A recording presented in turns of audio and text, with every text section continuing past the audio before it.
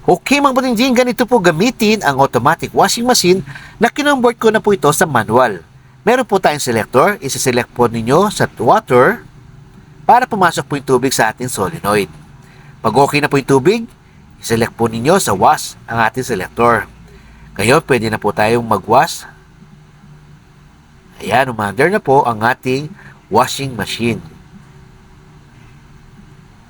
Antay lang po natin matapos. Pag natapos na po ang timer, ngayon kung gusto nyo mag-drain, select nyo po sa drain.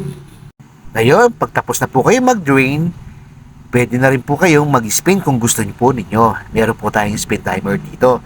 Kasi yung drain, kasama po sa selector, yung spin.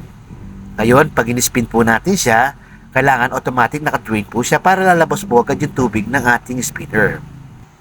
At saka paalala nga po mga kapatid, huwag niyong pipihit ang wash timer at saka spin timer na sabay. Alam niyo bakit? Isa lang po kasi ang motor ng automatic washing machine. Hindi po siya kagaya ng twin tub. Ibang motor ng spin, iba rin po ang motor ng wash. Isa pang paalala mga kapatid, pag pinihit niyo po ang timer ng spin, huwag niyo pong ipipihit pabalik. Kagaya din po ng timer ng wash. Pag pinihit niyo po, huwag niyo din pong ibabalik kasi po baka masira sila, gagastos na naman po kayo. Panoorin niyo po sa aking Facebook page kung paano ko po ito ginawa. Okay mga dingding, salamat po sa panonood. God bless po sa ating lahat.